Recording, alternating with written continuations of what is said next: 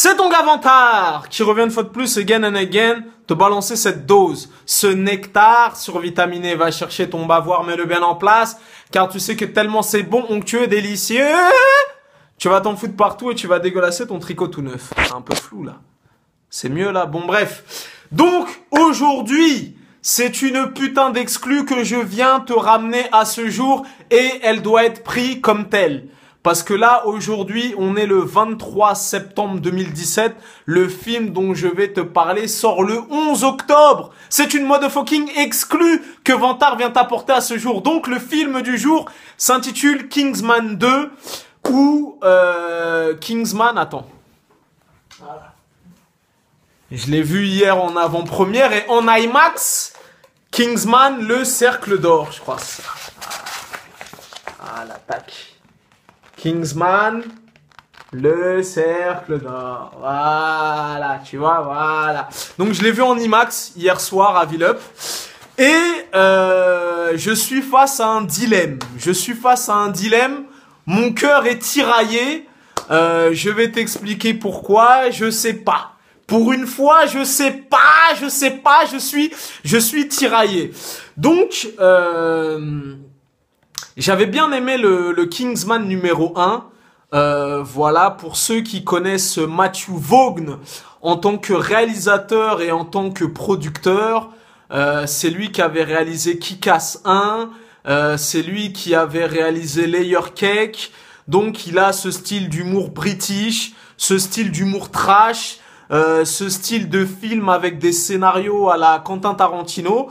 Donc voilà, à ce niveau-là, le réalisateur, il est totalement décomplexé.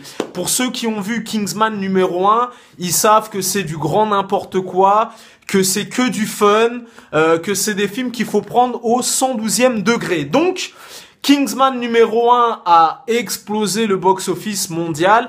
Bien évidemment, ils allaient lancer le numéro 2. Voilà. Qu'est-ce qui change comparé au numéro 1? Ils ont étoffé le casting. Tu retrouves des acteurs prestigieux dans le numéro 2. Qui a rejoint le casting? Il y a Julianne Moore, il y a Halle Berry, il y a Jeff Bridges, tu as Channing Tatum, et tu as, comment il s'appelle, Pedro Pascal, aka celui qui joue dans Narco, là, le keuf qui joue dans Narco, Peña de Narco. Donc voilà, ils ont vraiment étoffé le casting. Et je suis tiraillé, je vais t'expliquer pourquoi. Le film est fun, hein. Le film est fun, voilà. Après, comme je t'ai dit, c'est un film à prendre au 112e degré, tu vois. Ça veut dire que si tu prends pas le film au 112e degré, tu peux pas kiffer le film, tu vois. Tu vas dire, mais attends, c'est n'importe quoi. Le mec, il s'envole en l'air, il fait ça, voilà. Si tu cherches en tout cas la crédibilité, il n'y a pas de crédibilité. C'est comme Fast and Furious 7. C'est du grand n'importe quoi. Ça part dans tous les sens. C'est le genre de film, quand tu vas le voir, tu prends ton cerveau, tu le poses à l'entrée du cinéma, tu prends ton popcorn 350 centilitres, tu dégustes tes popcorn, tu regardes le film. Ah! Oh, what again, motherfucker! Tu kiffes, tu ressors de la salle, tu prends ton cerveau, tu le remets là. Donc, je suis parti voir, voilà, en sachant que j'avais bien aimé Kingsman numéro 1.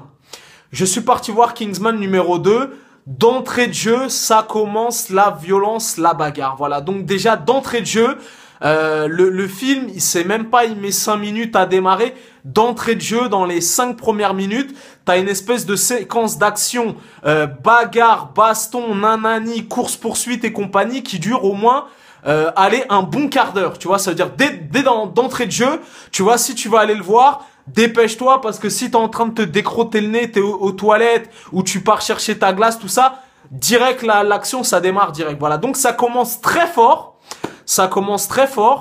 et puis après ça retombe un peu à plat. Voilà, c'est ça qui m'a dérangé. Voilà, c'est un des éléments qui a fait que ça m'a dérangé.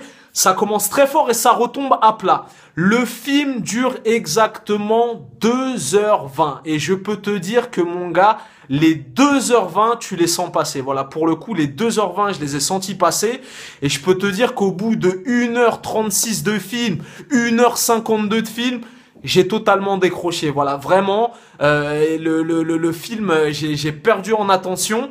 Et je sais, c'est pas bien, mais je t'ai dit, au bout de 1h37 de film, je commençais à m'agacer, je commençais à regarder ma montre, je commençais à liker des photos, des culs sur Instagram et compagnie. Voilà, franchement, voilà, tout en regardant, voilà, j'ai pas totalement décroché, mais je regardais qu'un œil parce qu'il y a beaucoup de passages, de flashbacks, d'introspection, de blabla, de nanani.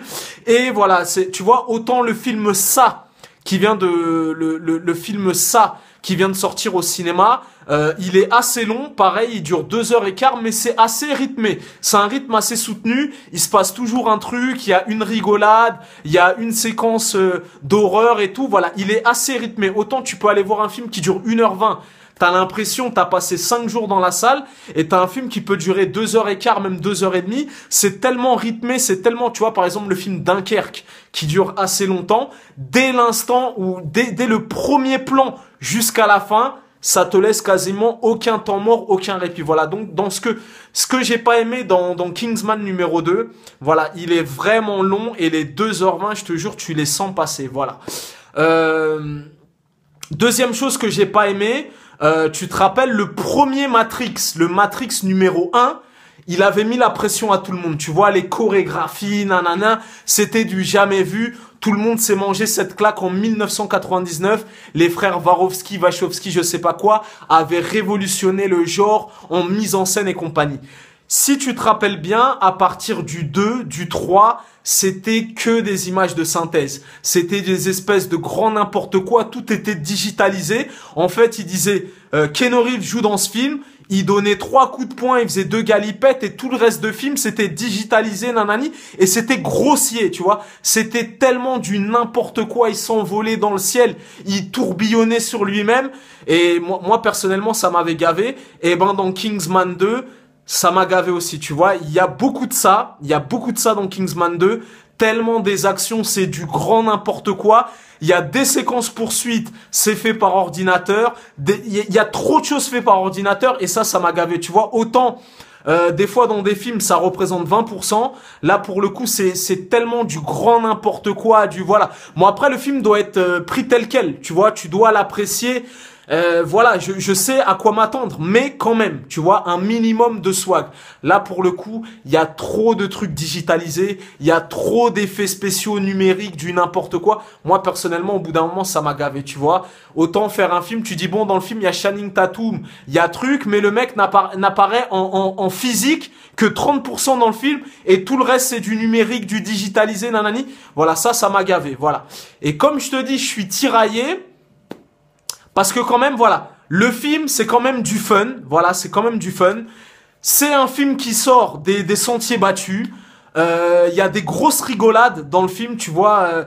Peña et Channing Tatum, ils volent la vedette limite à comment ça s'appelle, comment il s'appelle, Tager Egerton ou je sais pas quoi, là, le Kingsman, le héros du 1 et du 2.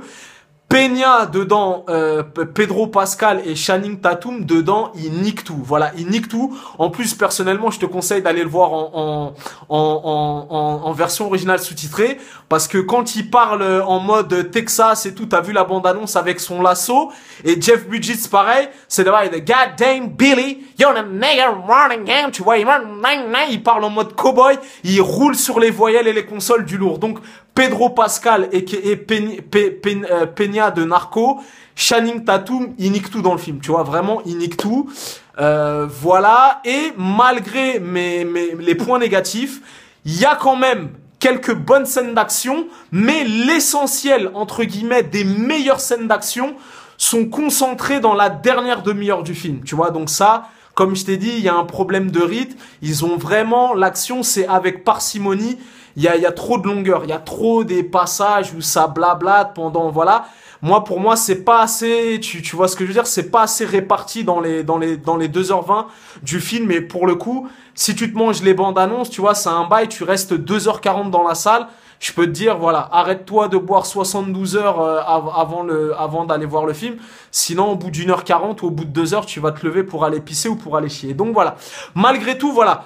Le film est anticonventionnel, le film est trash. politiquement incorrect. Il y a quelques bonnes scènes de bagarre, mais comme je t'ai dit, à la fin du film, il y a quand même 2-3 trucs qui m'ont fait rigoler. Mais voilà, ça me laisse un petit peu sur ma faim.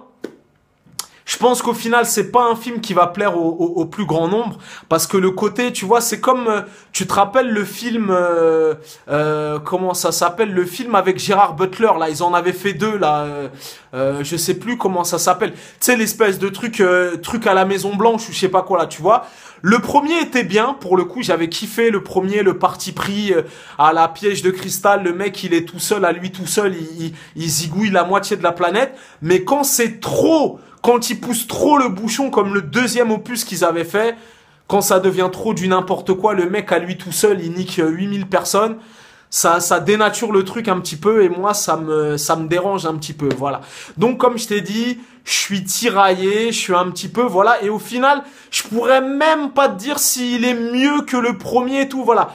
Mais ça me tiraille, et ça me tiraille parce que malgré tout, il y a quand même des choses que j'ai bien aimées dans le film, tu vois. C'est pas un mauvais film, voilà, c'est pas un mauvais film, mais rapport qualité-prix, action et l'oseille que tu vas investir parce qu'en plus, pour le coup, je crois qu'il sort en 3D, hein.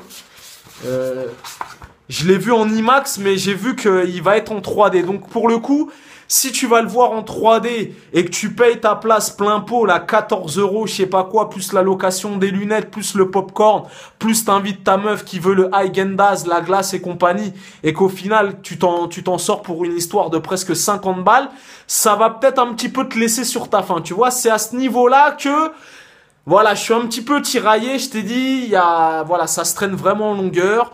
Pour les choses que je t'ai expliquées dans les côtés négatifs, il y a quand même quelques points positifs. Voilà, c'est pas un mauvais film, il est pas totalement dégueulasse, mais voilà, moi personnellement, je te dis la vérité, j'ai déjà été 105 fois au cinéma, je le mets même pas dans mon top 10, même pas dans le top 20, le top 30, et voilà, tu vois, c'est un divertissement. Il m'a diverti, voilà, maintenant, il m'a pas transcendé. Je vais pas dire, putain, ne le rate pas, il est mortel de dingue, il faut le rater sous aucun prétexte. Voilà, t'as vu, je t'enverrai pas au casse-pipe. À la rigueur, si t'as une carte illimitée, tu peux aller le voir. Si t'as kiffé le premier et tu sais à quoi t'attendre, je pense que tu seras pas trop déçu. Après, c'est pas le film de l'année. Voilà, moi, personnellement, c'est du fun. J'ai pris ma dose de fun, j'ai rigolé, un petit nichon par-ci, une galipette par-là, une explosion. Les effets spéciaux sont très réussis. Après, voilà, je t'ai dit, c'est un petit peu du grand n'importe quoi. Il y a beaucoup de longueur, voilà, il y a des séquences d'action intéressantes, mais voilà, je suis tiraillé. Voilà, moi personnellement, le vrai film que j'attends en cette année 2017, c'est Blade Runner de Denis Villeneuve. Ça, je pense que celui-là, il va me mettre d'accord direct. Voilà, en tout cas, Kingsman numéro 2, la vérité, c'est pas le meilleur film d'action que j'ai vu cette année. Il est sympatoche, il est fun, c'est un bon film, un film de bonne facture. Après, c'est pas une dinguerie, je vais pas me taper la tête contre les murs et compagnie, voilà. Voilà, je vous laisse avec ces infos, démerdez-vous, faites-vous votre propre tambouille avec tous les éléments que je vous ai donnés. Mais voilà, vraiment, voilà. Et vous laissez pas berner, hein. Vous laissez pas berner, vous laissez pas bluffer. Parce que je vous ai dit, le film démarre très très fort. Très très fort. Et les gens qui vont aller le voir vont dire, ah mais Vantard, t'es un menteur. Tu nous as dit que...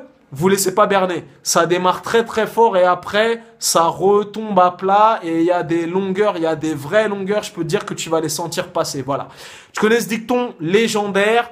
Les goûts et les couleurs, ça ne se discute pas. Si t'as l'avis de Vantard, c'est toujours le bon. Voilà, en tout cas, je sais que les critiques sont unanimes et dithyrambiques, jubilatoires, un film, nanani, nanana, voilà.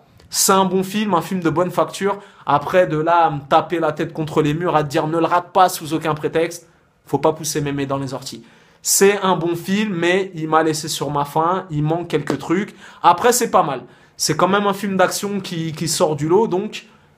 Voilà, pour les plus téméraires, pour ceux qui savent à quoi s'attendre, pour ceux qui ont kiffé le 1, je pense que vous avez kiffé le 2. Ceux qui n'ont pas kiffé le 1, comme beaucoup de gens, c'est vraiment un style de film d'action particulier.